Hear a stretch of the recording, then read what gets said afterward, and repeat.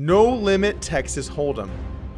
The name that defines poker as it is today. The great game, as some might call it. No Limit Hold'em. Sometimes players clash in some large pots that define the game forever. We can never forget pots like this. Oh my gosh! Wow. Oh, wow. Or pots like this. This is getting so sick. How can I flop the nuts every single hand and lose? What in the world is going on? That's right, these moments are some of the greatest that we have in the game, and they're the ones that we remember forever. In fact, some of these moments are so big that we might want to forget them, but we never will. Aldo only runs once. He's epic. He's very insistent. That pot is 321,000, and the ace snaps right off. Today's pot surpasses $2 million. A mark never seen on TV before, and possibly will never be seen on TV again. So without further ado, let's jump in and take a look at the biggest hand that's ever been played on TV poker. I think. Please don't make me go through and check. Before we jump into this hand with 2,000, 4,000 euro blinds, and of course a 4,000 euro ante because the stakes just aren't big enough, I want to quickly announce that Upswing Poker will be doing a WSOP sale from the 21st to 25th. Everything on the site will be 25% off, so you can tune up your game before the World Series rolls into town. Alright, let's go ahead and take a look at this hand between Kane Callis and Jason Koon.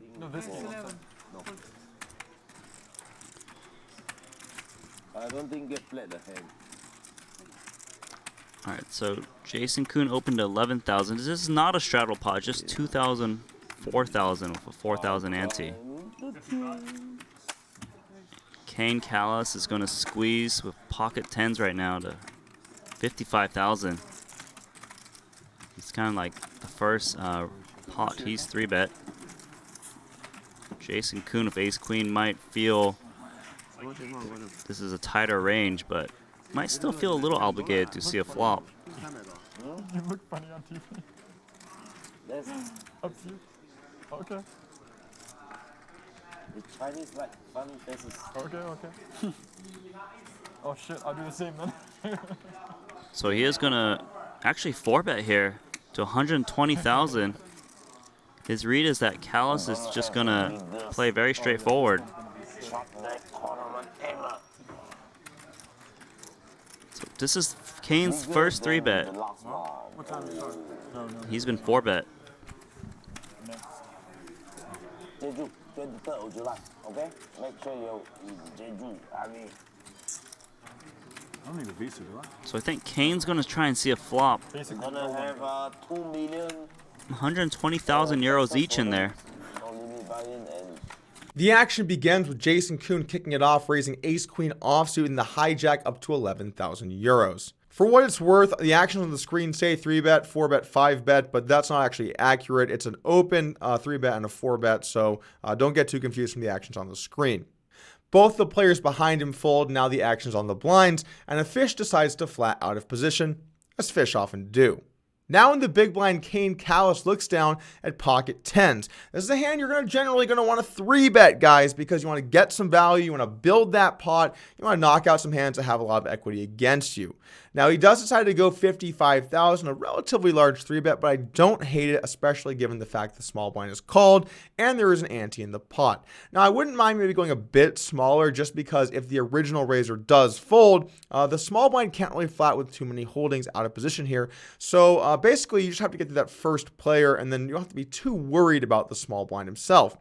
So when he does go 55,000, now the action's back over to Jason Koon with his ace-queen off. Now, bit of a weird spot here with ace-queen, but this is definitely a hand that we might elect to 4-bet in some other situations. In fact, I think back to a well-known TV hand that I played against a player at this table, Paul Fua, where I had ace-queen in a bit of a similar situation, not quite exactly the same, and decided to 4-bet bluff. The reason ace-queen plays nicely as a 4-bet bluff is that you have decent removal against the strong hands your opponent could have, like ace-king, aces, queens, ace-queen suited, all of those types of holdings. So you block a bunch of their strong hands, and then if they do have a hand like, for example, tens, you've got a lot of equity. That makes it a nice hand to bluff with, and you can work in some hands like, obviously aces, kings, queens, jacks, ace-king, all of these types of hands for value. So when Jason Koon does decide to re-raise to 120,000 euros here, he's doing it as a bluff, to put some pressure on the big blind. Now, Fish gets out of the way in the small blind with 9-8 suited, and the action's back over to Kane with pocket 10s. Now, it's a little bit different in the big blind than in the small blind, because in the big blind, the 3-betting range tends to be a little bit more narrow. When you're in the small blind, you're going to want to 3-bet most hands that you play, and so that 3-bet doesn't mean quite as much as a big blind 3-bet might mean. Also in the big blind, because if you call, you just get to immediately take a flop, calling's a bit more attractive. So this 3-bet is a little less merged and maybe a bit more polarized between good hands and some slightly weaker ones. Now with pocket 10s, I don't think you have much of an option but to call. This deep, you simply can't play for it, particularly against a hijack raise by jamming here or 5-betting or doing anything too crazy, because when you do jam and get called, well, you're going to be up against queens plus, and that's not a good place to be with pocket 10s. So Kane does decide to make the call, and let's take a flop. That's the cool thing about JJ. His Flop visa, is 653 30 days rainbow. on arrival for Chinese. Where the rest of South Korea, you gotta apply for the visa. And Macau has 7 days visa. But so this is why Jeju's, it's closer than Macau to Shanghai. Hey Tom, is Jeju better than Manila? Really? Both are right. It's better than Manila by like safety-wise. It's safer, I'm sure. Yeah. Jeju, we get all our. I mean, I don't even know about this like Jeju or something, but Manila is definitely like on the bottom of any rating. So. You see the shit that just happened there? So 128,000 from Jason Koon. And, you know, like, Can't imagine Callus doing anything but calling.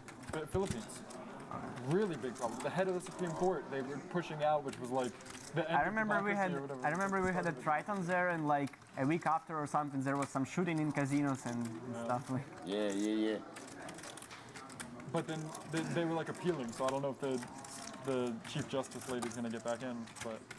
Well, Manila, Philippines. Yeah. All right, so he's going to go for calling chips. Nice, huh? Like the weather, Especially is so nice. If there's a problem, you don't go. The flop comes 6-5 tray rainbow, and players have roughly 800k effective, so this is definitely a flop that could see some fireworks if Jason Koon decides to start betting. Kane checks as he always should in the flop, and now Koon has to decide what his strategy here is going to be. In general, when you 4-bet pre-flop, I would advocate for a lot of continuation betting. The reason is that your range is so strong. You're always going to have hands like aces, kings, queens, jacks. These are all hands you're going to want to 4-bet and try and get some value with. Maybe you flat jacks every now and then, but the point is you're going to have a lot of very strong hands in your range, and you shouldn't have too many weak hands to be bluffing with. Yeah, you should work in a hand like ace queen or king queen or a suited ace, but in general your range is going to be strongly weighted towards having these overpairs because you can't 4-bet with too many bluffs. If you did, your opponent could start 5-betting you, and it gets a bit out of hand. So because of that, you should be betting the flop a lot, particularly a board like 6-5-3, where neither player should have hit this flop very often at all. In fact, I would say Kane should hit this flop basically never. Pairs this low should not be fighting this 4-bet out of position, simply too much money for them to call. So Kane's range realistically pre-flop is going to look something like 8s plus, ace, king, and maybe some suited broadways. This board is brick city for both players. They should really never hit this board at all, other than maybe an occasional ace-5 or ace-4 suited for Koon. For all of these reasons, I like Koon's decision to go ahead and fire the flop. Try and take this one down right here if your opponent does have a hand, like a suited Broadway hand, and then set up some bluffs on later streets using your ace-queen. Back over to Kane with pocket 10s, we have an extremely precarious situation developing. In fact, this is one of my least favorite spots in poker. Out of position with an overpair, but not a very good one, on a board that can get a little bit dicey, and your opponent can already have you pretty dead. In fact, in a lot of these spots, I'd advocate for players to play a bit more conservatively on earlier streets, especially if you're playing in like a tighter, lower stakes game, like a live 2-5 game or something. You might not want to get too crazy and start floating multiple streets here. But with pocket 10s, particularly against good players, you got no choice. You got to call. Let's take a turn. Looking for an ace or a queen to turn to 10, so top set for Callus. He's got a 100% chance to win here. He should just keep checking, trying to let Koon barrel him off of a pair, I suppose. You're making this JG place sound really like someplace I don't want to go. No, it's alright. It's fine. It's like, I mean, it's not. You buy another condo. Villa.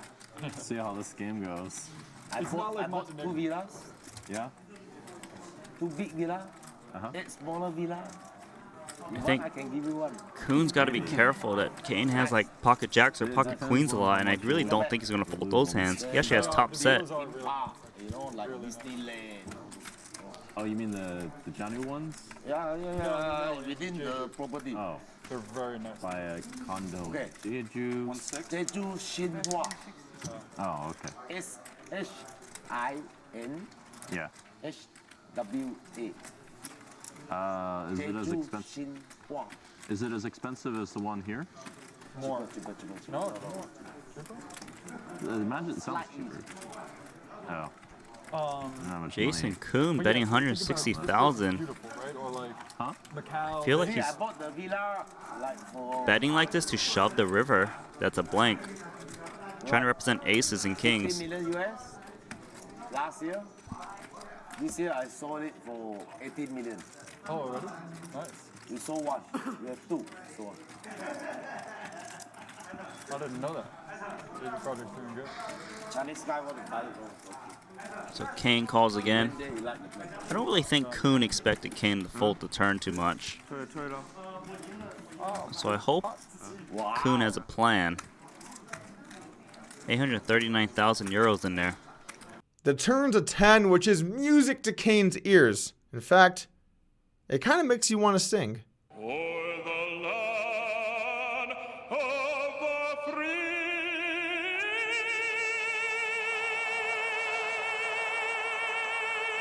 There was no crafty editing there. Kane actually sings the opener for the Phillies. Pretty sick. Back to poker though, Kane turns the goods and the services and checks it over to Koon, now hoping to face some barrels. It's funny how this changed from a really dicey spot to an amazing one, but it's not going to happen often when only 2 10s get you there on the turn. Now in Koon's shoes, he has to decide what he's going to do. Is he going to continue his story and represent an overpair, or is he going to give up? And I'm going to give you an answer here that I know you guys hate, but you should do both sometimes. If you always bluff here, you're going to be bluffing way too much, particularly if you have a lot of ace-queen offsuits in your preflop range. So you have to sometimes check and give up, but you also have to sometimes barrel, and being versatile in this spot and doing a bit of both is generally the best play. Now, I know in this spot he can only do one thing, right? He can only bet or check, but he's got to mix it up, sometimes do either one, and stay unpredictable.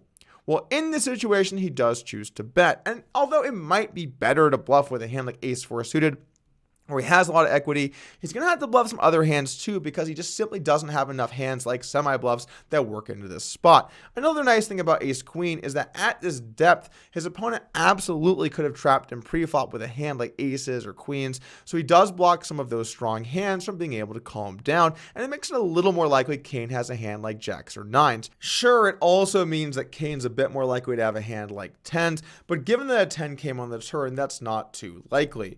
Now, as far as the bet size go, Koon does fire 160,000. I think I would have preferred to go with a bit of a smaller flop bet size, maybe a little bit of a larger turn bet size. I think this turn bet is not very large in relation to the pot, although it does set himself up for a river jam.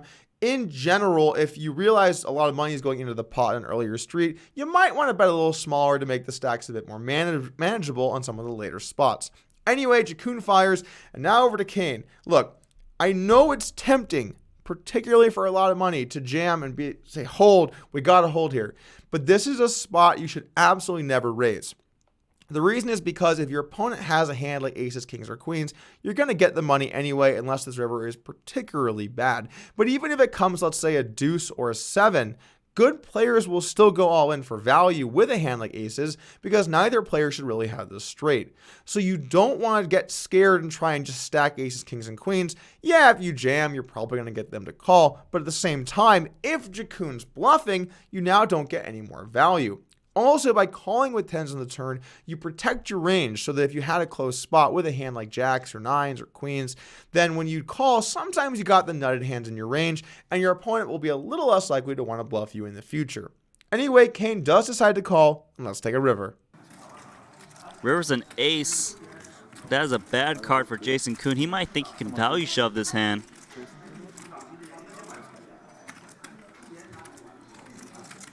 Kane is loving this card because this is a good river card to bluff at. Also, Koon might actually have ace king or ace queen. No, I don't think. I think Jason does. Not sure. But Kane should check, feign weakness. Try to make it look like you have jacks or queens that is scared of the ace. The river comes an ace, and Kane once again checks over to Koon. Now, this card is extremely interesting because now Koon has a pretty good hand. In fact, it's much more likely that Kane has a hand like kings, queens, or jacks than it is a hand like tens or aces, particularly because only one combination of aces left in the deck. So in this spot, realistically, what hands can Koon lose to? Well, maybe he could lose to a hand like, obviously, pocket tens, and maybe that one combination of aces, but there's not really anything else for him to be afraid of. What hand can realistically beat ace queen here? I don't think Kane's going to have a hand like ace 5 suited. I don't think Kane's going to have a hand like ace 10 suited that floated the flop. These hands are very unlikely. Given the pre-flop size and the flop size, I would say it's extremely unlikely we see a hand like, for example, ace 10 suited. So what hands actually beat Koon? And the answer is not very many. Because of this, even though it's a huge bet, you're going to have to fire your $504,000 in there. 504,000 euros. I remember back in those days. It was a simpler time. Now I just play 25 cent, 50 cent streams and 5 live games. I don't miss it. I don't miss it. I'm not broke. But I don't play high stakes anymore. Sometimes you gotta move on. You gotta move on and play micro stakes, like all the greats do. That doesn't mean I don't love poker still. I do. And I enjoy playing poker from time to time. But unfortunately, high stakes Doug has played his last hand. Except for the $300,000 tournament I'm playing in a week and a half. Wait, hold on. We're still analyzing a hand. Okay, river comes an ace. And now Koon, he's just not beat enough. It's time to move in. That is scared of the ace.